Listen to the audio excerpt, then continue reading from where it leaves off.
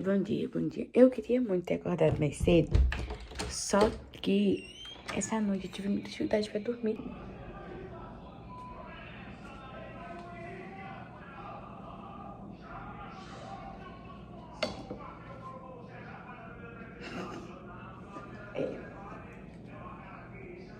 Definitivamente.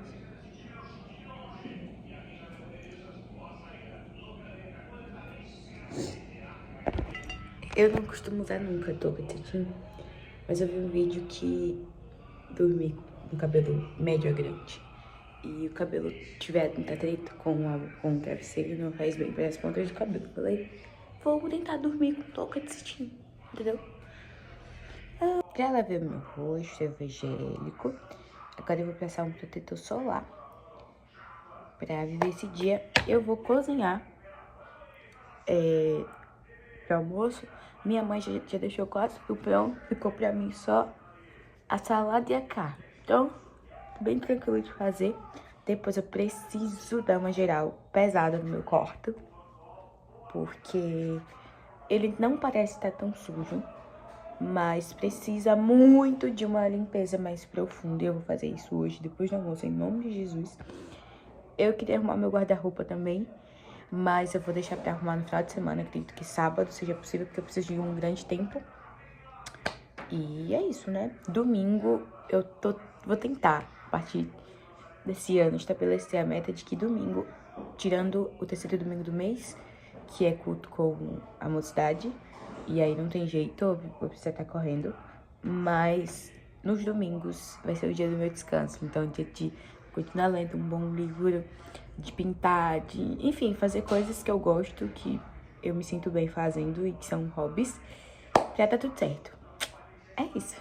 Jesus é bom, maravilhoso, é poderoso, é minha luz, é meu amigo. Está como de roupa, né? De pijama. Em todo tempo, diga assim pra Jesus. Sim. Vamos cozinhar. É um jogo de boas criações, hein? De ambos os lados. Vem pro ataque. Hoje tá um dia lindo, tá um baita de um sol. Minha mãe já deixou aqui arroz tá pronto, feijão tá pronto. Acho que ela quer fazer sopa. Verdura. Aí aqui tem cuscuz. Banana. Aquela cara que eu faço. Ah, não, isso aqui é salmão. Salmão não até hoje, glória a Deus. Porque eu não sei fazer, nunca fiz. Esqueci, mas eu nunca fiz, então eu não vou arriscar. O almoço já tá quase pronto, já são 11h58. Já tá quase tudo pronto, eu vou aproveitar pra organizar o quarto, porque hoje eu vou treinar. Glória a Deus. Na verdade eu imaginava, mas não tinha certeza, então eu tinha me planejado sem esse tempo do treino. Então eu vou adiantar aqui o quarto. E é isso. E aqui tá o meu quarto, que eu não arrumei a cama, nas camas, na verdade, porque eu já acordei atrasada, então tem roupa pra dobrar, a escrivaninha tá ali. Eu não arrumei ontem, depois que eu estudei. Aqui ficava uma planta, inclusive eu preciso tentar ressuscitar essa planta, que ela tá meio borocochô. E aqui o coisa precisa ser organizado também. Então eu já vou adiantando, já vou começar a dobrar as roupas, porque é o que mais demora depois de varrer o chão. O chão não parece estar tão sujo, mas ele tá. Então vamos lá. Você quer pra ver? Dá, né? Já tô quase terminando de lavar a louça.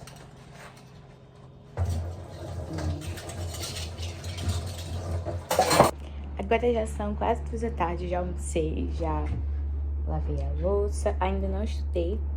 E tô pensando se eu vou começar a treinar hoje mesmo ou se eu vou deixar pra amanhã. Amanhã é sábado, é porque de verdade eu queria muito nas férias começar a treinar pela manhã, porque eu consigo organizar melhor o restante do dia.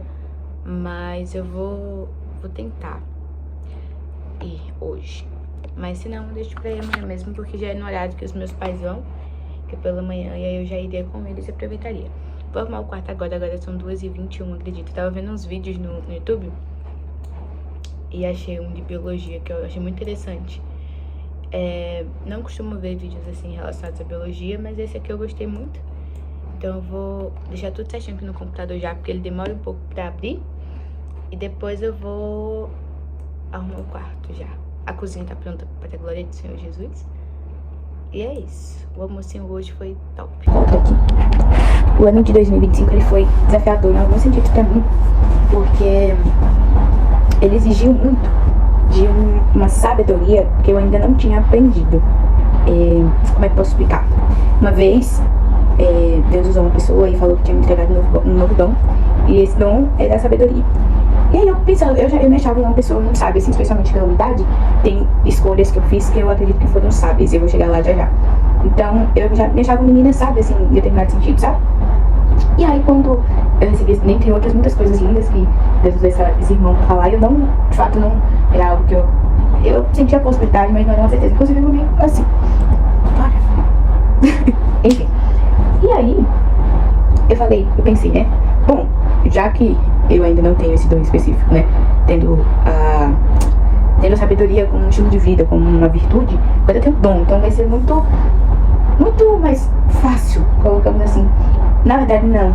Eu sinto que Deus me colocou em prova dessa sabedoria em algumas vezes ano passado. Então, eu me vi em situações que eu literalmente não sabia o que fazer. E eu acho que nisso, esse dom foi forjado desde junho. Porque isso, tudo que eu vivi de junho até dezembro do ano passado, fez eu entender que não era que eu não era sábia, mas a forma que eu estava vendo a sabedoria não era correta. Então, a partir do momento que eu entendi que através de quem eu tenho esse pensamento um pouco mais sensato, quem me fez ver assim, aí eu vou direto pra minha família, os meus pais. E eles me ensinaram a amar a Bíblia. O culto que eu mais amo é o culto de ensino. Um minuto. É o culto de ensino que é o culto que meu pai prega. Então, minha mãe, ela fala da Bíblia, assim, de Deus de uma forma muito linda, sabe? Então, isso, eu tenho 16 anos. E eu nasci em berço evangélico, então vendo isso todos os dias, praticamente. Meu pai pregando, minha mãe pregando, enfim. E aí meu pai me fez também me apaixonar por livros. O exemplo do meu pai fez eu amar psicologia. Então, me fez voltar a ver e a rever alguns conceitos de que a sabedoria não é sobre totalmente como comportamento, sabe? O comportamento é a exteriorização daquilo que você tem dentro, eu sei. Mas a sabedoria, eu acho que ultrapassa isso, porque é muito fácil você transparecer algo internamente não sei. Então eu sentia um pouco isso. Não que eu estava vivendo numa mentira, mas eu sentia que por fora, como é que eu posso explicar? Por dentro eu tinha mais perguntas do que respostas. E mesmo que não conseguisse exteriorizar essas perguntas, eu agia de uma forma meio que neutra, sabe? Então vou esperar. Talvez isso aconteça, talvez isso não aconteça. Eu não sei se dá pra entender. Mas a realidade é que a Bíblia fala que o temor do Senhor é o princípio da sabedoria. Então, o fato dos meus pais implantarem em mim o carinho e o temor do Senhor, isso me ajudou demais nesse progresso. Então, hoje em dia, eu levo tudo na minha vida como um espelho, como Paulo fala, né? Nós devemos ser o espelho de Cristo. E para além disso, hoje, uma das minhas metas para 2026 no âmbito espiritual é justamente exercitar a fé. Deu muita dificuldade nesse contexto porque o meu temperamento, ele é, como é que eu posso explicar? O meu temperamento, ele pede de mim estar no controle. Então, eu amo saber o que vai acontecer, eu amo planejar, eu gosto de saber onde eu vou pisar, como vai ser a minha reação, eu gosto disso. Mas eu não posso desequilibrar o meu temperamento colocando o superior à fé. Então, esse é um dos meus maiores desafios para esse ano. E é isso, eu parei aqui. Eu acho que eu não vou conseguir fazer duas coisas, então eu vou dobrar a roupa e depois eu volto aqui. Olha, as coisas deram uma desandada por aqui, porque, na verdade, deram uma desorganizada. Porque eu, sei lá, fiquei meio pensativa se de fato era isso mesmo. Calma aí, vou acender a luz. Se é de fato a vontade de Deus, se eu deveria fazer realmente isso.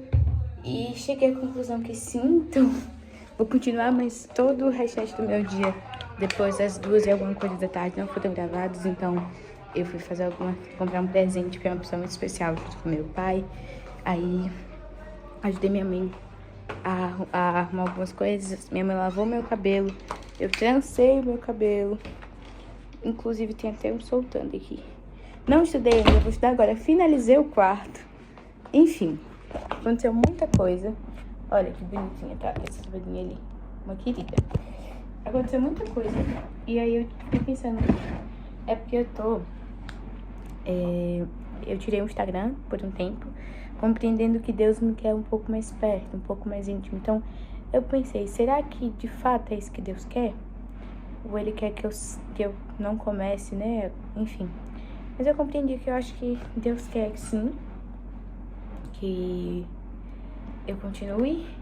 E é isso. Eu vou começar por matemática, né? Embora hoje eu vou começar por História do Brasil, porque, enfim, deu uma pausa lá.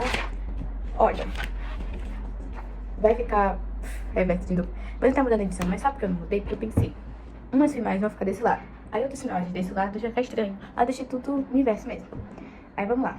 Eu escrevi uma frase que eu achei muito interessante, que eu vi no livro que eu mostrei ontem. Hoje, né? A ciência tem por objetivo a medida e as propriedades da grandeza. E aí, o livro cita um cara. Na verdade, não é um cara, é um livro. Os elementos do grego Euclides. Voltando. Os elementos do grego Euclides, do século IV a.C., foram um dos primeiros escritos encontrados relacionados à matemática. O primeiro livro de matemática escrito de forma sistemática. E é isso. E aí, vale ressaltar, eu lembrei muito de quando eu estudei as civilizações antigas e tinha o Egito. O Egito ele tinha muito esse destaque na astronomia, astrologia e na matemática, né? Em remédios, que não eram remédios, mas enfim, essas coisas de infusões para cura e etc, etc. Inclusive, a gente teve daqui a astronomia e fui procurar a diferença entre astronomia e astrologia. Porque no livro dizia astrologia e escrevia astronomia. Eu pensei, não vou apagar, vai ficar feio e tal. Aí fui pesquisar, a diferença é bem grande. Um resumo básico é que a astrologia é um estudo científico. Então, é uma extensão da ciência, vamos colocar assim. Enquanto a astronomia não é um estudo científico e é muito mais algo místico, signos, em todo esse processo. E aí, no livro também falava os contextos de vantagem, né, que a matemática proporciona. E uma coisa que eu achei muito interessante é na guerra. Não tinha parado pra pensar nisso e é muito óbvio. Porque, por exemplo, há uma guerra entre dois países, o país que mais tiver conhecimentos matemáticos, mais vai ter vantagem, justamente porque ele vai ter mais poderio, vai centralizar o seu conhecimento ali em planejamentos, em produções armamentistas, em projetar mesmo ali onde cada batalhão ficaria, o espaço geográfico, enfim, todo o processo de várias vantagens que a matemática proporciona para quem detém mais o poder da matemática. E aí também gera o desenvolvimento psíquico, né? Isso é algo sabedor nosso. E ajuda muito também países em progresso, porque os países que detêm matemática, automaticamente eles detêm capacidade de engenharia, de arquitetura, de tecnologia, de ciência, enfim. É muito bom, muito bom. E aí, eu anotei aqui um negócio muito interessante, vou ler. O rei Dom Afonso V se impressionaria com a matemática de um aluno do 9º ano. O rei Dom Afonso, o africano, foi um rei que ele reinou bem novinho. Eu acho que ele tinha 6 anos. Acho que começou a reinar com 6 anos. Ou foi 6 ou foi 9, mas eu tenho quase certeza que foi 6. A partir de 1438. Um dos reis de Portugal. E aí o livro ainda conta que inicialmente ele recebeu a ajuda de regentes. Assim como, eu não lembro se foi Dom Pedro I, acho que foi Dom Pedro II, né? Não lembro qual dos dois. Que também teve esse período regencial no Brasil, acho que foi Dom Pedro II. Enfim, aí começa todo o processo da adição e da subtração. Foram esses dois que eu estudei ontem pra relembrar algumas coisinhas, algumas propriedades, algumas notas que eu precisava. E deu tudo certo. Agora a minha dificuldade é com contextualização de questões. Entendeu? E aí eu fiz algumas questões de Enem ontem, tive dificuldade em algumas, vou refazer hoje de novo. Outra coisa importante aqui, enquanto eu abro as questões de matemática do Enem, matemática básica, as 4 operações, a matemática passou a existir por causa da necessidade, no sentido de que havia análises astronômicas, acho que eu posso dizer assim, ou astrológicas. Astrológicas acho que não existe, né? Enfim, análise dos astros, dos corpos celestes. E aí via-se uma necessidade de calcular coisas específicas. E aí surgiu a matemática nesse contexto todo, isso tratando das antigas civilizações, pelo menos foi o que eu li, né? Glória a Deus. É isso. Achei interessante também o fato de que um conhecimento necessitou de outro e que através desse conhecimento que se descobriu, outros universos também foram descobertos. Então, através da matemática, a gente conhece hoje muita coisa, né? Graças a Deus. Enfim, achei umas questões aqui, vou fazê-las. Acho que são 5, né? São 5 questões. E é isso, eu vou fazê-las aqui, depois eu vou pra divisão e multiplicação, que é mais longo. É uma videoaula mais longa. Vamos lá.